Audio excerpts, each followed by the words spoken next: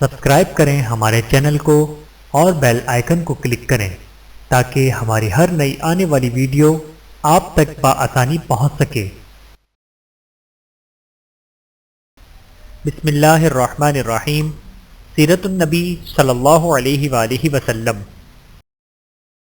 فجار کی جنگ۔ خانہ کعبہ میں تانبے کے بنے دو بت تھے، ان کے نام اوصاف اور نائلہ تھے۔ طواف کرتے وقت مشرک برکت حاصل کرنے کے لیے ان کو چھوا کرتے تھے۔ حضرت زید بن حارثہ رضی اللہ تعالیٰ عنہ فرماتے ہیں، ایک مرتبہ آپ صلی اللہ علیہ وآلہ وسلم بیت اللہ کا طواف کر رہے تھے، میں بھی آپ کے ساتھ تھا۔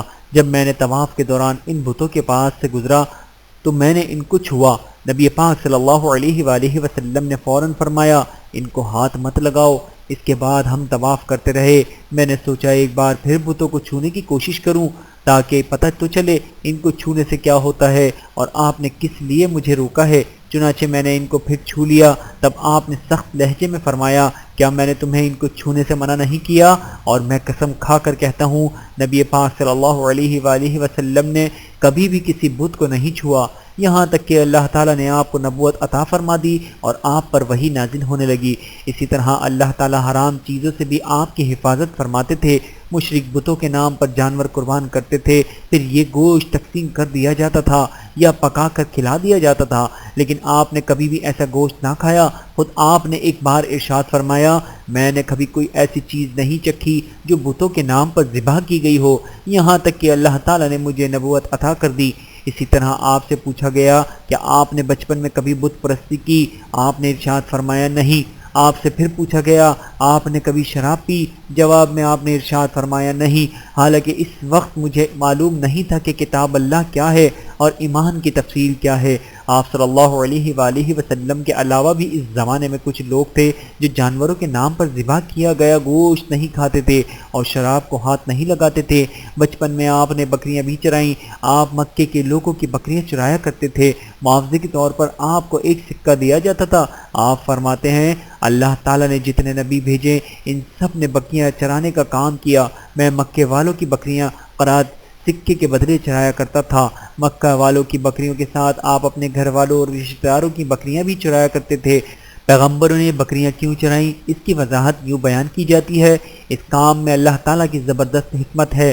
بکری کمزور جانور ہے، لہٰذا جو شخص بکریاں چراتا ہے اس میں قدرتی طور پر نرمی، محبت اور انکساری کا جذبہ پیدا ہو جاتا ہے۔ ہر کام اور ہر پیشے کی کچھ خصوصیات ہوتی ہیں، مثلا قصاب کے دل میں سختی ہوتی ہے، لوہار جفا کش ہوتا ہے، مالی نازک تباہ ہوتا ہے۔ اب جو شخص بکریاں چراتا رہا، جب وہ مخلوق کی تربیت کا کام شروع کرے گا تو اس کی طبیعت میں گرمی اور سختی نکل چکی ہوتی ہے۔ مخلوق کی تربیت کے لیے وہ بہت نرم مزاج ہو چکا ہوتا ہے اور تبلیغ کے کام میں نرم مزاج کی بہت ضرورت ہوتی ہے۔ عربوں میں ایک شخص بدر بن مشار غفاری تھا، یہ عکاظ کے میلے میں بیٹھا کرتا تھا، لوگوں کے سامنے اپنی بہادری کے قصے سنایا کرتا تھا، اپنی بڑائیاں بیان کرتا تھا۔ ایک دن اس نے پیر پھیلا کر اور گردن اکڑ کر کہا، میں عربوں میں سے سب سے زیادہ عزت دار ہوں، اور اگر کوئی یہ خیال کرتا ہے کہ وہ زیادہ عزت والا ہے تو تلوار کے زور پر یہ بات ثابت کر دکھائے۔ اس کے بعد یہ بڑے بول سن کر ایک شخص کو غصہ آ گیا، وہ اچانک اس پر جھپٹا اور اس کے گھٹنے پر تلوار دے ماری، اس کا گھٹنا کٹ گیا۔ یہ بھی کہا تھا کہ گھٹنا صرف زخمی ہوا تھا۔ اس پر دونوں کے قبیلے آپس میں لڑ پڑے، ان میں جنگ شروع ہو گئی۔ اس لڑائی کو فجار کی پہلی لڑائی کہا جاتا ہے۔ اس وقت رسول اللہ صلی اللہ علیہ وآلہ وسلم کی عمر مبارک 10 سال تھی۔ فجار کی ایک لڑائی بنو عامر کی ایک عورت کی وجہ سے ہوئی۔ اس میں بنو عامر بنو کنانہ سے لڑے کیونکہ کنانہ کے ایک نوجوان نے اس قبیلے کی کسی عورت کو چھیڑا تھا۔ فجار کی تیسری لڑائی بھی بنو عامر اور بنو کنانہ کے درمیان ہوئی۔ یہ لڑائی قرض کی ادائیگی کے سلسلے میں ہوئی۔ فجار کی ان تینوں لڑائیوں میں نبی کریم صلی اللہ علیہ وآلہ وسلم نے کوئی حصہ نہیں لیا، البتہ فجار کی چوتھی لڑائی میں آپ نے شرکت فرمائی تھی۔ عربوں کے ہاں 4 مہینے ایسے تھے ان میں سے کوئی خون بہانا جائز نہیں تھا، یہ مہینے ذی القعدہ، ذی الحج، محرم اور رجب تھے۔ یہ لڑائیاں چونکہ حرمت کے ان مہینوں میں ہوئیں اس لیے ان کا نام فجار کی لڑائیاں رکھا گیا۔ فجار کے معنی ہیں گناہ، یعنی یہ لڑائیاں ان کا گناہ تھا۔ چوتھی لڑائی جس میں نبی کریم صلی اللہ علیہ وآلہ وسلم نے بھی حصہ لیا، ان کا نام فجار براس ہے۔ یہ لڑائی اس طرح شروع ہوئی، قبیلے بنو کنانہ کے براس نامی ایک شخص نے ایک آدمی ارواح کو قتل کر دیا۔ اروا کا تعلق قبیلہ حوازن سے تھا۔ یہ واقعہ حرمت والے مہینے میں پیش آیا۔ براس اور اروا کے خاندان کے لوگ یعنی بنو کنانہ اور حواز ان میں سے اس وقت عکاظ کے میلے میں تھے۔ وہیں کسی نے بنو کنانہ کو یہ خبر پہنچا دی کہ براس نے اروا کو قتل کر دیا۔ یہ خبر سن کر بنو کنانہ کے لوگ پریشان ہوئے کہ کہیں میلے میں ہی حوازن کے لوگ ان پر حملہ نہ کر دیں، اس طرح بات بہت بڑھ جائے گی۔ چنانچہ وہ لوگ مکے کی طرف بھاگ نکلے۔ حوازن کو اس وقت تک خبر نہیں ہوئی، انہیں کچھ دن یا کچھ وقت گزرنے پر خبر ہوئی۔ یہ بنو کنانہ پر چڑھ دوڑے، لیکن بنو کنانہ حرم میں پناہ لے چکے تھے۔ عربوں میں حرم کے اندر خون بہانا حرام تھا، اس لیے حوازن رک گئے۔ اس دن لڑائی نہ ہو سکی، لیکن دوسرے دن بنو کنانہ کے لوگ خود ہی مقابلے کے لیے باہر نکل آئے۔ ان کی مدد کرنے کے لیے قبیلہ قریش بھی میدان میں نکل آئے۔ اس طرح فجار کی یہ جنگ شروع ہوئی۔ یہ جنگ 4 یا 6 دن تک جاری رہی۔ اب چونکہ قریش بھی اس جنگ میں شریک تھے، لہٰذا آپ صلی اللہ علیہ وآلہ وسلم کے چچا آپ کو بھی ساتھ لے گئے، مگر آپ نے جنگ کے سب دونوں میں لڑائی میں حصہ نہیں لیا۔ البتہ جس دن آپ میدان جنگ میں پہنچ جاتے تو بنی کنانہ کو فتح ہونے لگتی، اور جب آپ وہاں نہ پہنچتے تو انہیں شکست ہونے لگتی۔ آپ نے اس جنگ میں صرف اتنا حصہ لیا کہ اپنے چچاؤں کو تیر پکڑاتے رہے اور بس۔ 6 دن کی جنگ کے بعد بھی کوئی فیصلہ نہ ہو سکا۔ آخر دونوں گروہوں میں صلح ہو گئی، لیکن یہ کافی خون خرابے کے بعد ہوئی تھی۔ اس جنگ کے فوراً بعد حلف الفضول کا واقعہ پیش آیا۔ یہ واقعہ اس طرح ہوا کہ قبیلہ زبید کا ایک شخص اپنا کچھ مال لے کر مکہ آیا۔ اس سے یہ مال عاص بن وائل نے خرید لیا۔ یہ عاص بن وائل مکے کے بڑے لوگوں میں سے تھا، اس کی بہت عزت تھی۔ اس نے مال تو لے لیا لیکن قیمت ادا نہ کی۔ زبیدی اس سے اپنی رقم کا مطالبہ کرتا رہا، لیکن عاص بن وائل نے رقم ادا نہ کی۔ اب یہ زبیدی شخص اپنی فریاد لے کر مختلف قبیلوں کے پاس گیا، ان سب کو بتایا کہ عاص بن وائل نے اس پر ظلم کیا ہے، لہٰذا اس کی رقم دلوائی جائے۔ اب چونکہ عاص مکے کے بڑے لوگوں میں سے تھا، اس لیے ان سب لوگوں نے عاص کے خلاف ان کی مدد نہ کی اور انکار کر دیا، الٹا اسے ڈانٹ ڈپٹ کر واپس بھیج دیا۔ جب زبیدی نے ان لوگوں کی یہ حالت دیکھی تو دوسرے دن صبح سویرے وہ ابو قیس نامی پہاڑ پر چڑھ گیا۔ قریش ابھی اپنے گھروں میں ہی تھے، اور اوپر چڑھ کر اس نے بلند آواز سے چند شعر پڑھے، جن کا خلاصہ یہ ہے: اے فہر کی اولاد، ایک مظلوم کی مدد کرو جو اپنے وطن سے دور ہے اور جس کی تمام پونجی اس وقت مکے کے اندر ہی ہے۔ اس زبیدی شخص کی یہ فریاد آپ صلی اللہ علیہ وآلہ وسلم کے چچا زبید بن عبد المطلب نے سن لی۔ ان پر بہت اثر ہوا، انہوں نے عبداللہ بن جدعان کو ساتھ لیا اور اس آدمی کی مدد کے لیے اٹھ کھڑے ہوئے، اور پھر ان کے ساتھ بنو ہاشم، بنو زہرہ اور بنو اسد کے لوگ بھی شامل ہو گئے۔ یہ سب عبداللہ بن جدعان کے گھر جمع ہوئے، یہاں ان سب کو کھانا کھلایا گیا۔ اس کے بعد ان سب سے خدا کے نام پر حلف لیا گیا۔ حلف کے الفاظ یہ تھے: ہم ہمیشہ مظلوم کا ساتھ دیتے رہیں گے اور اس کا حق اسے دلاتے رہیں گے۔ اس حلف کا نام حلف الفضول رکھا گیا۔ اس عہد کے اور حلف کے موقع پر اللہ کے رسول صلی اللہ علیہ وآلہ وسلم بھی قریش کے ساتھ موجود تھے۔ نستورہ کی ملاقات۔ حضور اکرم صلی اللہ علیہ وآلہ وسلم نے اس عہد یعنی حلف الفضول کو بہت پسند فرمایا۔ آپ فرماتے تھے: میں اس عہد نامے میں شریک تھا، یہ عہد نامہ بنو جدعان کے مکان میں ہوا تھا۔ اگر کوئی مجھ سے کہے کہ اس عہد نامے سے دستبردار ہو جائیں اور اس کے بدلے میں 100 اونٹ لے لیں تو میں نہیں لوں گا۔ اس عہد نامے کے نام پر اگر کوئی آج بھی مجھے آواز دے تو میں کہوں گا میں حاضر ہوں۔ آپ کے اس ارشاد کا مطلب یہ تھا کہ اگر آج بھی کوئی مظلوم یہ کہہ کر آواز دے: اے حلف الفضول والو، تو میں اس کی فریاد کو ضرور پہنچوں گا، کیونکہ اسلام تو آیا ہی اس لیے ہے کہ سچائی کا نام بلند کرے اور مظلوم کی مدد اور حمایت کرے۔ یہ حلف الفضول بعد میں بھی جاری رہا۔ مکے میں آپ کی امانت اور دیانت کی وجہ سے آپ کو امین کہہ کر پکارا جانے لگا۔ آپ کا یہ لقب مکے پر مشہور ہو گیا اور لوگ آپ کو امین کے علاوہ اور کسی نام سے نہیں پکارتے تھے۔ انہی دنوں میں ابو طالب نے آپ سے کہا: اے بھتیجے، میں ایک بہت غریب آدمی ہوں اور قحط سالی کی وجہ سے اور زیادہ سخت حالات کا سامنا ہے۔ کافی عرصے سے خوش سالی کا دور چل رہا ہے، کوئی ایسا ذریعہ نہیں کہ آپ کام چلا سکیں، اور نہ ہماری کوئی تجارت ہے۔ ایک تجارتی قافلہ شام جانے والا ہے، اس میں قریش کے لوگ شامل ہیں۔ قریش کی ایک خاتون ختیجہ بن خولید شام کی طرف اپنا تجارتی سامان بھیجا کرتی ہیں۔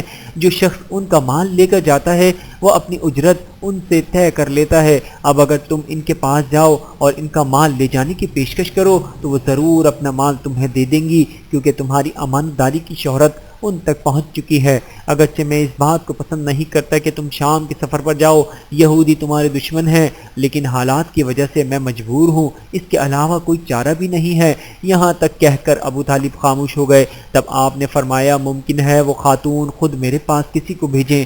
یہ بات آپ نے اس لیے کہی تھی کہ سیدہ خدیجہ رضی اللہ تعالیٰ عنہ کو ایک بااعتماد آدمی کی ضرورت تھی، اور اس وقت مکے میں آپ سے زیادہ شریف، پاک باز، امانت دار، سمجھدار اور قابل اعتماد آدمی کوئی نہیں تھا۔ ابو طالب اس وقت بہت پریشان تھے۔ آپ کی یہ بات سن کر انہوں نے کہا اگر تم نہ گئے تو مجھے ڈر ہے وہ کسی اور سے معاملہ طے کر لیں گی۔ یہ کہہ کر ابو طالب اٹھ گئے۔ ادھر آپ کو یقین سا تھا کہ سیدہ خدیجہ رضی اللہ تعالیٰ عنہ خود ان کی طرف کسی کو بھیجیں گی، اور ہوا بھی یہی۔ سیدہ خدیجہ رضی اللہ تعالیٰ عنہ نے اللہ کے رسول صلی اللہ علیہ وآلہ وسلم کو بلا بھیجا، پھر آپ سے کہا میں نے آپ کی سچائی، امانت داری اور نیک اخلاق کے بارے میں سنا ہے، اور اسی وجہ سے میں نے آپ کو بلوایا ہے۔ جو معاوضہ آپ کی قوم کے دوسرے آدمیوں کو دیتی ہوں آپ کو ان سے دگنا دوں گی۔ آپ نے ان کی بات منظور فرما لی۔ پھر آپ اپنے چچا ابو طالب سے ملے، انہیں یہ بات بتائی۔ ابو طالب سن کر بولے یہ روزی اللہ تعالیٰ نے تمہارے لیے پیدا فرمائی ہے۔ اس کے بعد آپ سیدہ خدیجہ رضی اللہ تعالیٰ عنہ کا سامان تجارت لے کر شام کی طرف روانہ ہوئے۔ سیدہ خدیجہ کے غلام میسرہ آپ کے ساتھ تھے۔ روانگی کے وقت حضرت خدیجہ رضی اللہ تعالیٰ عنہ نے میسرہ سے کہا کسی معاملے میں ان کی نافرمانی نہ کرنا، جو یہ کہیں وہی کرنا، ان کی رائے سے اختلاف نہ کرنا۔ آپ کے سب چچاؤں نے قافلے والوں سے آپ کی خیر خبر گیری رکھنے کی درخواست کی۔ اس کی وجہ یہ تھی کہ ذمہ داری کے لحاظ سے یہ آپ کا پہلا تجارتی سفر تھا، گویا آپ اس کام میں بالکل نئے تھے۔ ادھر آپ روانہ ہوئے، ادھر آپ کا معجزہ شروع ہو گیا۔ ایک بدری نے آپ کے اوپر سایہ کر لیا، آپ کے ساتھ ساتھ چلنے لگی۔ جب آپ شام پہنچے تو بصرہ شہر کے بازار کے ایک درخت کے سائے میں اترے۔ یہ درخت ایک عیسائی راہب نستورہ کی خانقاہ کے سامنے تھا۔ اس راہب نے میسرہ کو دیکھا تو خانقاہ سے نکل آیا۔ اس وقت اس نے آپ کو دیکھا، آپ درخت کے نیچے ٹھہرے ہوئے تھے۔ اس نے میسرہ سے پوچھا یہ شخص کون ہے جو اس درخت کے نیچے موجود ہے؟ میسرہ نے کہا یہ ایک قریشی شخص ہے، حرم والوں میں سے ہے۔ یہ سن کر راہب نے کہا اس درخت کے نیچے نبی کے سوا کبھی کوئی آدمی نہیں بیٹھا۔ مطلب یہ تھا کہ اس درخت کے نیچے آج تک کوئی شخص نہیں بیٹھا۔ اللہ تعالیٰ نے اس درخت کو ہمیشہ اس سے بچایا ہے کہ اس کے نیچے نبی کے سوا کوئی دوسرا شخص بیٹھے۔ اس کے بعد اس نے میسرہ سے پوچھا کیا ان کی آنکھوں میں سرخی ہے؟ میسرہ نے جواب دیا ہاں بالکل ہے، اور یہ سرخی ان کی آنکھوں میں مستقل رہتی ہے۔ اب نستورہ نے کہا یہ وہی ہیں؟ میسرہ نے حیران ہو کر اس کی طرف دیکھا اور بولے کیا مطلب؟ یہ وہی ہیں؟ کون وہی؟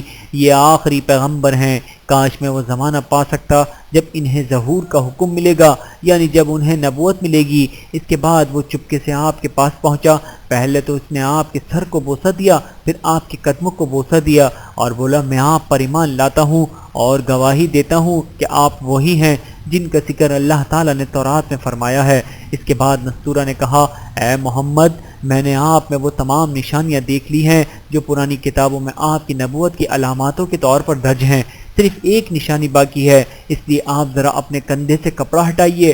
آپ نے اپنے شان مبارک سے کپڑا ہٹا دیا۔ تب نستورہ نے وہاں مہر نبوت کو جگمگاتے دیکھا۔ وہ فوراً مہر نبوت کو چومنے کے لیے جھک گیا، پھر بولا میں گواہی دیتا ہوں کہ اللہ تعالیٰ کے سوا کوئی عبادت کے لائق نہیں، اور میں گواہی دیتا ہوں کہ آپ اللہ تعالیٰ کے پیغمبر ہیں۔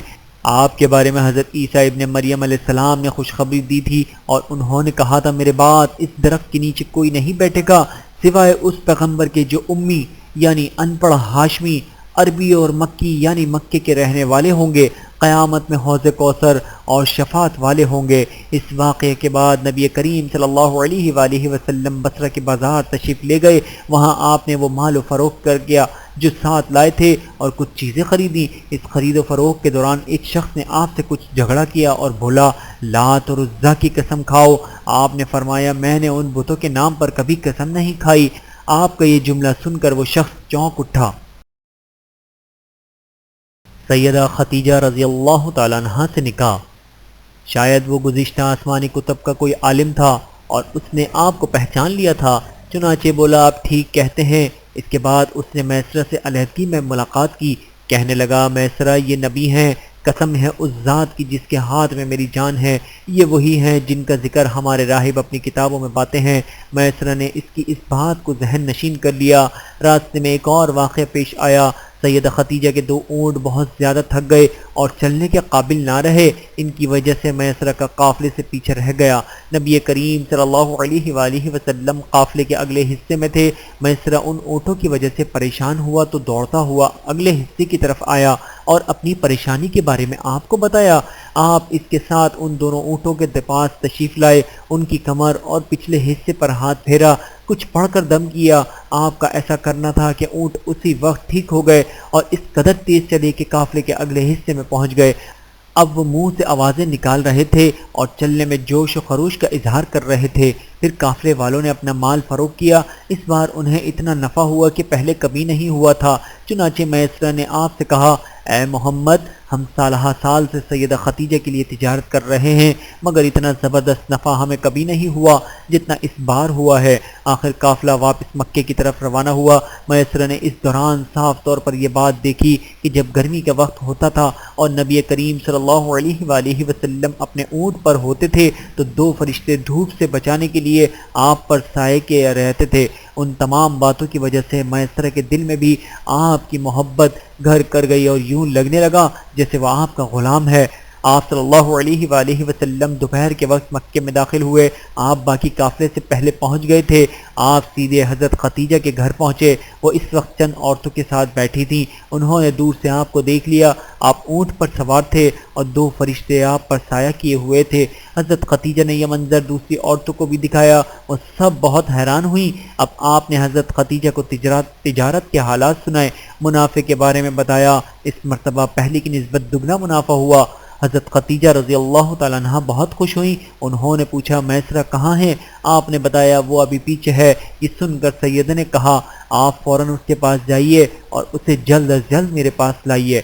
آپ واپس روانہ ہوئے۔ حضرت خدیجہ نے دراصل آپ کو اس لیے بھیجا تھا کہ وہ پھر سے وہ وہی منظر دیکھنا چاہتی تھیں، جاننا چاہتی تھیں کہ کیا اب بھی فرشتے ان پر سایہ کرتے ہیں یا نہیں۔ جو ہی آپ روانہ ہوئے، یہ اپنے مکان کے اوپر چڑھ گئیں اور وہاں سے آپ کو دیکھنے لگیں۔ آپ کی شان اب بھی وہی نظر آئی۔ اب انہیں یقین ہو گیا کہ ان کی آنکھوں نے دھوکہ نہیں کھایا تھا۔ کچھ دیر بعد آپ صلی اللہ علیہ وآلہ وسلم میسرہ کے ساتھ ان کے پاس پہنچ گئے۔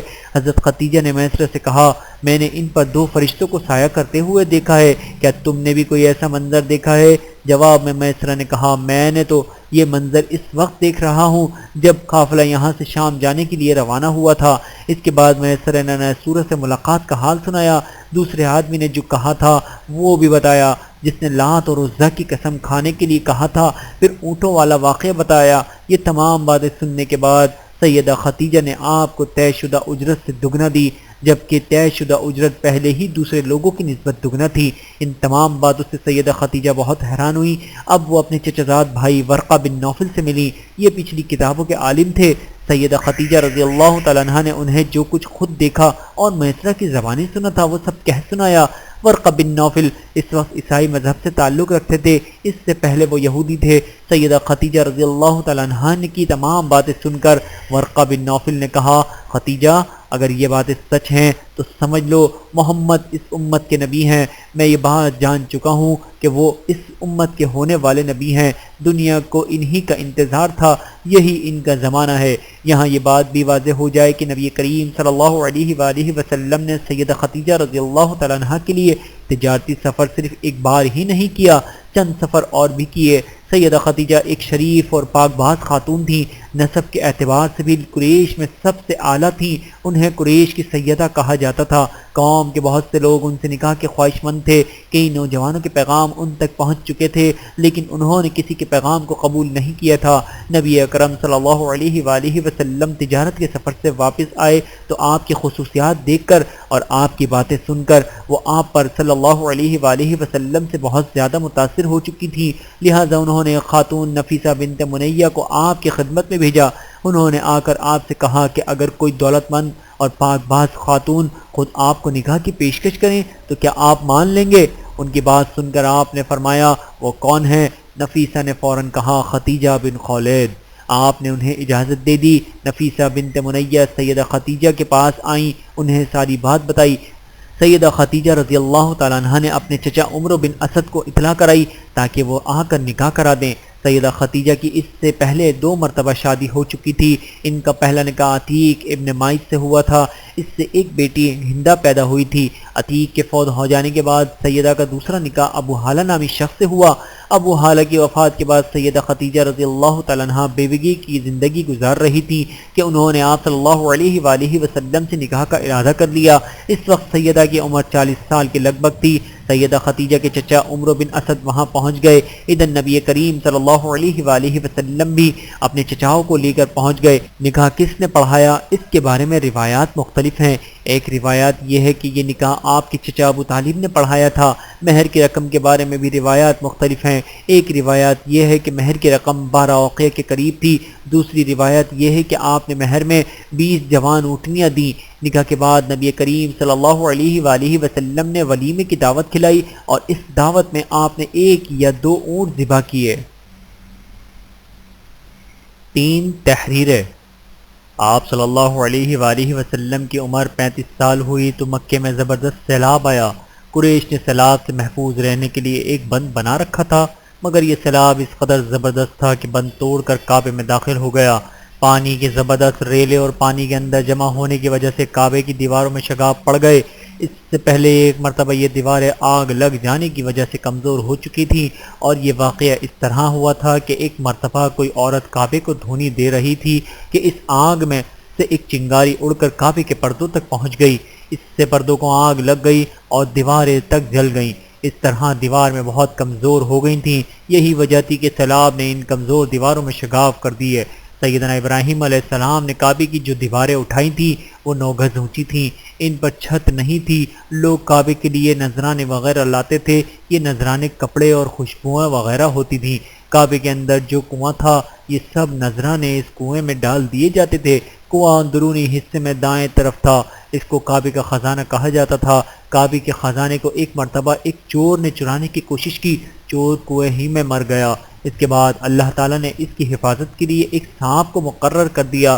یہ سانپ کنویں کی منڈیر پر بیٹھا رہتا تھا، کسی کو خزانے کے نزدیک نہیں آنے دیتا تھا۔ قریش بھی اس سے خوف زدہ رہتے تھے۔ اب جب کہ کعبے کی دیوار میں شگاف پڑ گئے اور نئے سرے سے اس کی تعمیر کا مسئلہ پیش آیا تو اللہ تعالیٰ نے ایک پرندے کو بھیجا، وہ اس سانپ کو اٹھا لے گیا۔ یہ دیکھ کر قریش کے لوگ بہت خوش ہوئے۔ اب انہوں نے نئے سرے سے کعبے کی تعمیر کا فیصلہ کر لیا اور پروگرام بنایا کہ بنیادیں مضبوط بنا کر دیواروں کو زیادہ اونچا ٹھہرایا جائے۔ اس طرح دروازے کو بھی اونچا کر دیا جائے تاکہ کعبے میں کوئی داخل نہ ہو، صرف وہی شخص داخل ہو جسے وہ اجازت دیں۔ اب انہوں نے پتھر جمع کیے۔ ہر قبیلہ اپنے اپنے حصے کے پتھر الگ جمع کر رہا تھا۔ چندہ بھی جمع کیا گیا۔ چندے میں انہوں نے پاک کمائی دی، ناپاک کمائی نہیں دی۔ مثلا طوائفوں کی آمدنی، سود کی کمائی، دوسروں کا مال گھڑپ کر کے حاصل کی گئی دولت چندے میں نہیں دی، اور پاک کمائی انہوں نے بلا وجہ نہیں دی۔ ایک خاص واقعہ پیش آیا تھا جس سے وہ اس نتیجے پر پہنچے تھے کہ اس کام میں صرف پاک کمائی لگائی جائے گی۔ وہ واقعہ یوں تھا، ایک قریشی سردار ابو وہب عمر بن عابد نے جب یہ کام شروع کرنے کے لیے ایک پتھر اٹھایا تو پتھر اس کے ہاتھ سے نکل کر پھر اسی جگہ پہنچ گیا جہاں سے اسے اٹھایا گیا تھا۔ اس پر قریشی حیران و پریشان ہوئے۔ آخر خود وہب کھڑا ہوا اور بولا، اے گروہ قریش، کعبے کی بنیادوں میں سوائے پاک مال کے کوئی دوسرا مال شامل مت کرنا۔ بیت اللہ کی تعمیر میں کسی بدکار عورت کی کمائی، سود کی کمائی، زبردستی حاصل کی گئی دولت ہرگز شامل نہ کرنا۔ یہ وہب نبی کریم صلی اللہ علیہ وآلہ وسلم کے والد حضرت عبداللہ کا ماموں تھا اور اپنی قوم میں ایک شریف آدمی تھا۔ جب قریش کے لوگ خانہ کعبہ کی تعمیر کے لیے پتھر ڈھو رہے تھے تو اس کے ساتھ نبی اکرم صلی اللہ علیہ وآلہ وسلم بھی پتھر ڈھونے میں شریک تھے۔ آپ پتھر اپنی گردن پر رکھ کر لا رہے تھے۔ تعمیر شروع کرنے سے پہلے قریش کے لوگوں نے خوف محسوس کیا کہ دیواریں گرانے سے کہیں ان پر کوئی مصیبت نازل نہ ہو جائے۔ آخر ایک سردار ولید بن مغیرہ نے کہا، کعبے کی دیواریں گرانے سے تمہارا ارادہ اصلاح اور مرمت کا ہے یا اس کو خراب کرنے کا؟ جواب میں لوگوں نے کہا، ظاہر ہے ہم تو اس کی مرمت اور اصلاح کرنا چاہتے ہیں۔ یہ سن کر ولید نے کہا، تب پھر سمجھ لو اللہ تعالیٰ اصلاح کرنے والوں کو برباد نہیں کرتا۔ پھر ولید ہی نے گرانے کے کام کی ابتدا کی، لیکن اس نے بھی صرف ایک حصہ گرایا تھا تاکہ معلوم ہو جائے ان پر کوئی تباہی تو نہیں آتی۔ جب وہ رات خیریت سے گزر گئی تب دوسرے دن سب لوگ اس کے ساتھ شریک ہو گئے اور پوری عمارت گرا دی، یہاں تک کہ اس کی بنیاد تک پہنچ گئے۔ یہ بنیاد ابراہیم علیہ السلام کے ہاتھ کی رکھی ہوئی تھی۔ حضرت ابراہیم علیہ السلام نے بنیادوں میں سبز رنگ کے پتھر رکھے تھے۔ یہ پتھر اونٹ کی کوہان کی طرح کے تھے اور ایک دوسرے سے جڑے ہوئے تھے۔ ان لوگوں کے لیے ان کو توڑنا بہت مشکل کام ثابت ہوا۔ دائیں کونے کے نیچے سے قریش کو ایک تحریر ملی۔ وہ تحریر سریانی زبانی میں لکھی ہوئی تھی۔ انہیں سریانی زبان نہیں آتی تھی۔ آخر ایک یہودی کو تلاش کر کے لایا گیا، اس نے وہ تحریر پڑھ کر انہیں سنائی۔ تحریر یہ تھی: میں اللہ ہوں، مکے کا مالک، جس کو میں نے اس دن پیدا کیا جس دن میں نے آسمانوں اور زمین کو پیدا کیا، جس دن میں نے سورج اور چاند بنائے۔ میں نے اس کو یعنی مکے کو 7 فرشتوں کے ذریعے گھیر دیا۔ اس کی عظمت اس وقت تک ختم نہیں ہوگی جب تک کہ اس کے دونوں طرف پہاڑ موجود ہیں۔ ان پہاڑوں سے مراد ایک تو ابو قیس پہاڑ ہے جو کہ صفا پہاڑی کے سامنے ہے، اور دوسرا قیقان پہاڑ ہے جو مکے کے قریب ہے اور جس کا رخ ابو قیس پہاڑ کی طرف ہے، اور یہ شہر اپنے باشندوں کے لیے پانی اور دودھ کے لحاظ سے بہت بابرکت اور نفع والا ہے۔ یہ پہلی تحریر تھی۔ دوسری مقام ابراہیم سے ملی۔ اس میں لکھا تھا: مکہ اللہ تعالیٰ کا محترم اور معظم شہر ہے، اس کا رزق 3 راستوں سے اس میں آتا ہے۔ یہاں 3 راستوں سے مراد قریش کے 3 تجارتی راستے ہیں، ان راستوں سے قافلے آتے جاتے تھے۔ تیسری تحریر اس سے کچھ فاصلے سے ملی۔ اس میں لکھا تھا: جو بلائی بوئے گا لوگ اس پر رشک کریں گے، یعنی اس جیسا بننے کی کوشش کریں گے، اور جو شخص رسوائی بوئے گا وہ رسوائی اور ندامت پائے گا۔ تم برائیاں کر کے بھلائی کی آس لگاتے ہو، ہاں یہ ایسا ہی ہے جیسے کیکر یعنی کاٹنے کانٹے دار درخت میں کوئی انگور تلاش کرے۔ یہ تحریر کعبے کے اندر پتھر پر کھدی ہوئی ملی۔ کعبے کی تعمیر کے سلسلے میں قریش کو پتھروں کے علاوہ وہ لکڑی کی بھی ضرورت تھی۔ چھت اور دیوار میں لکڑی کی ضرورت تھی۔ لکڑی کا مسئلہ اس طرح حل ہوا کہ ایک جہاز عرب کے ساحل سے آ کر ٹکرا گیا۔ آج اس مقام کو جدہ کا ساحل کہا جاتا ہے، پہلے یہ مکہ کا ساحل کہلاتا تھا، اس لیے کہ مکہ کا قریب ترین ساحل یہی تھا۔ ساحل سے ٹکرا کر جہاز ٹوٹ گیا۔ وہ جہاز کسی رومی تاجر کا تھا۔ اس جہاز میں شام روم کے لیے سنگ مرمر، لکڑی اور لوہے کا سامان لے جایا جا رہا تھا۔ قریش کو اس جہاز کے بارے میں پتہ چلا تو یہ لوگ وہاں پہنچے اور ان لوگوں سے لکڑی خرید لی۔ اس طرح چھت کی تعمیر میں اس لکڑی کو استعمال کیا گیا۔ آخر خانہ کعبہ کی تعمیر کا کام حجر اسود تک پہنچ گیا۔ اب یہاں ایک نیا مسئلہ پیدا ہو گیا۔ سوال یہ کہ پیدا ہوا کہ حجر اسود کون اٹھا کر اس کی جگہ پر رکھے گا۔ ہر قبیلہ یہ فضیلت خود حاصل کرنا چاہتا تھا۔ یہ جھگڑا اس حد تک بڑھا کہ مرنے مارنے تک نوبت آ گئی۔ لوگ ایک دوسرے کو قتل کرنے پتل گئے۔ قبیلہ عبدالدھار نے قبیلہ عدی کے ساتھ مل کر ایک برتن میں خون بھرا اور اس میں اپنے ہاتھ ڈبو کر کہا: حجر اسود ہم رکھیں گے۔ اسی طرح دوسرے قبیلے بھی اڑ گئے۔ تلواریں میانوں سے نکل آئیں۔ آخر وہ سب بیت اللہ میں جمع ہوئے۔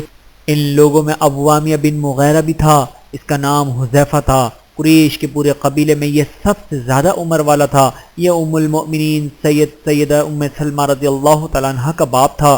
قریش کے انتہائی شریف لوگوں میں سے تھا۔ مسافروں کو سفر کا سامان اور کھانا وغیرہ دینے کے سلسلے میں بہت مشہور تھا۔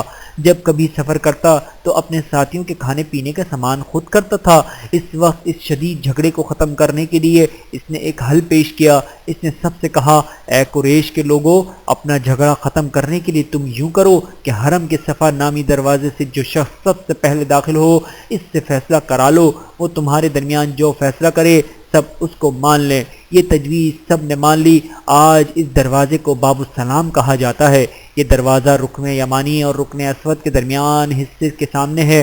اللہ کی قدرت کو اس دروازے سے سب سے پہلے حضور نبی کریم صلی اللہ علیہ وآلہ وسلم تشریف لائے۔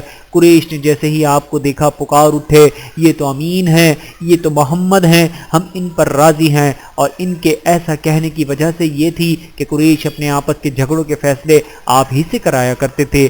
آپ کسی کی بیجا حمایت نہیں کرتے تھے، نہ بلا وجہ کسی کی مخالفت کرتے تھے۔ پھر ان لوگوں نے اپنے جھگڑے کی تفصیل آپ کو سنائی۔ ساری تفصیل سن کر آپ نے فرمایا: ایک چادر لے آؤ۔ وہ لوگ چادر لے آئے۔ آپ نے اس چادر کو بچھایا اور اپنے دستے مبارک سے حجر اسود کو اٹھا کر اس چادر پر رکھ دیا۔ اس کے بعد آپ نے ارشاد فرمایا: ہر قبیلے کے لوگ اس چادر کا ایک ایک کنارہ پکڑ لیں، پھر سب مل کر اس کو اٹھائیں۔ انہوں نے ایسا ہی کیا۔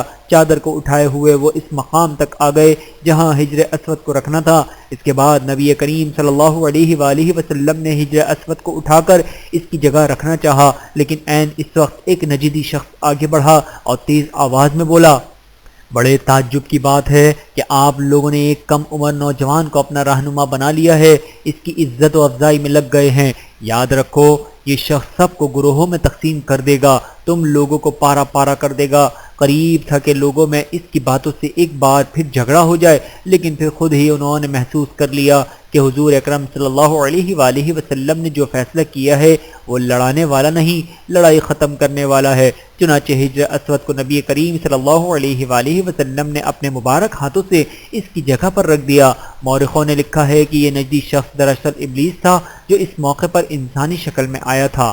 جب کعبے کی تعمیر مکمل ہو گئی تو قریش نے اپنے بتوں کو پھر سے اس میں سجا دیا۔ کعبے کی یہ تعمیر جو قریش نے کی تھی چوتھی تعمیر تھی۔ سب سے پہلے کعبے کو فرشتوں نے بنایا تھا۔ بعض صحابہ نے فرمایا ہے کہ زمین و آسمان کو پیدا کرنے سے پہلے اللہ تعالیٰ کا عرش پانی کے اوپر تھا۔ جب عرش کو پانی پر ہونے کی وجہ سے حرکت ہوئی تو اس پر کلمہ لکھا گیا، لا الہ الا اللہ محمد الرسول اللہ، اللہ تعالیٰ کے سوا کوئی معبود نہیں، محمد اللہ تعالیٰ کے رسول ہیں۔ اس کلمے کے لکھے جانے کے بعد عرش ساکن ہو گیا۔ پھر جب اللہ تعالیٰ نے آسمانوں اور زمین کو پیدا کرنے کا ارادہ فرمایا تو اس نے پانی پر ہوا کو بھیجا، اس سے پانی میں موجیں اٹھنے لگیں اور بخارات اٹھنے لگے۔ اللہ تعالیٰ نے ان بخارات یعنی بھاپ سے آسمان کو پیدا فرمایا۔ پھر اللہ تعالیٰ نے کعبے کی جگہ سے پانی کو ہٹا دیا، جگہ خشک ہو گئی، چنانچہ یہی بیت اللہ کی جگہ ساری زمین کی اصل ہے اور اس کا مرکز ہے۔ یہی خشکی بڑھتے بڑھتے 7 بر اعظم بن گئی۔ جب زمین ظاہر ہو گئی تو اس پر پہاڑ قائم کیے۔ زمین پر سب سے پہلا پہاڑ ابو قبیس ہے۔ پھر اللہ تعالیٰ نے فرشتوں کو حکم فرمایا، زمین پر میرے نام کا ایک گھر بناؤ تاکہ آدم کی اولاد اس گھر کے ذریعے میری پناہ مانگے۔ انسان اس گھر کا طواف کرے جس طرح تم نے میرے عرش کے گرد طواف کیا ہے تاکہ میں نے ان سے راضی ہو جاؤں۔ فرشتوں نے حکم کی تعمیل کی۔ پھر آدم علیہ السلام نے خانہ کعبہ کی تعمیر شروع کی۔ اس کے بعد حضرت ابراہیم علیہ السلام نے خانہ کعبہ کی تعمیر کی۔ اس طرح قریش کے ہاتھوں یہ تعمیر چوتھی بار ہوئی۔ حضور اکرم صلی اللہ علیہ وآلہ وسلم کی عمر مبارک 40 سال کے قریب ہوئی تو وحی کے آثار شروع ہو گئے۔ اس سلسلے میں سب سے پہلے آپ کو سچے خواب دکھائی دینے لگے۔ آپ جو خواب دیکھتے وہ حقیقت بن کر سامنے آ جاتا۔ اللہ تعالیٰ نے سچے خوابوں کا سلسلہ اس لیے شروع کیا کہ اچانک فرشتے کی آمد سے کہیں آپ خوف زدہ نہ ہو جائیں۔ ان دنوں ایک بار آپ نے سیدہ خدیجہ رضی اللہ تعالیٰ عنہا سے فرمایا، جب میں نے تنہائی میں جا کر بیٹھتا ہوں تو مجھے آواز سنائی دیتی ہے، کوئی کہتا ہے اے محمد اے محمد۔ ایک بار آپ نے فرمایا، مجھے ایک نور نظر آتا ہے، یہ نور جاگنے کی حالت میں نظر آتا ہے، مجھے ڈر ہے اس کے نتیجے میں کوئی بات نہ پیش آ جائے۔ ایک بار آپ نے یہ بھی فرمایا، اللہ کی قسم مجھے جتنی نفرت ان بتوں سے ہے اتنی کسی اور چیز سے نہیں۔ وہی کے لیے آپ کو ذہنی طور پر تیار کرنے کے لیے اللہ تعالیٰ نے فرشتے اسرافیل کو آپ کا ہمدم بنا دیا تھا۔ آپ ان کی موجودگی کو محسوس تو کرتے تھے مگر انہیں دیکھ نہیں سکتے تھے۔ اس طرح آپ کو نبوت کی خوشخبریاں دی جاتی رہیں، آپ کو وحی کے لیے تیار کیا جاتا رہا۔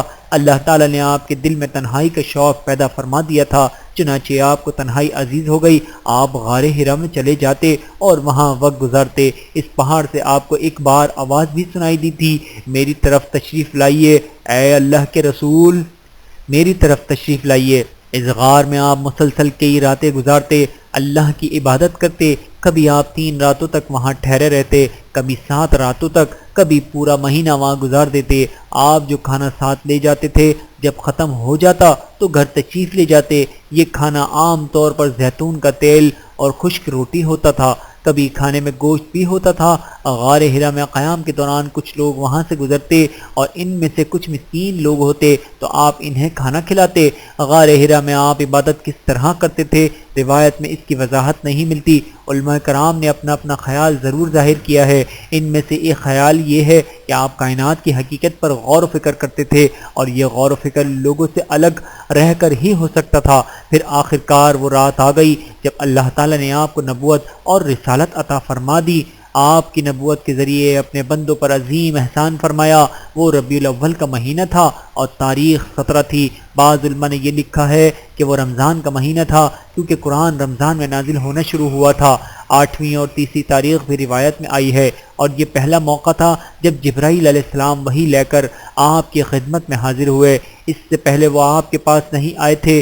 جس صبح جبرائیل علیہ السلام وحی لے کر آئے وہ پیر کی صبح تھی، اور پیر کی صبح ہی آپ اس دنیا میں تشریف لائے تھے۔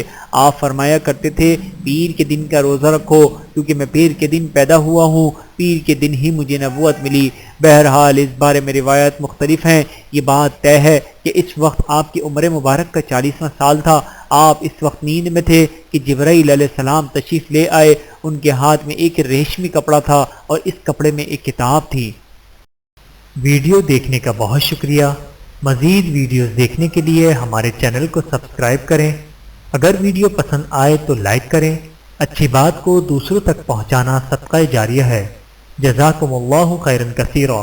اپنا اور اپنے پیاروں کا بہت زیادہ خیال رکھیے گا اور مجھے دعاؤں میں یاد رکھیے گا۔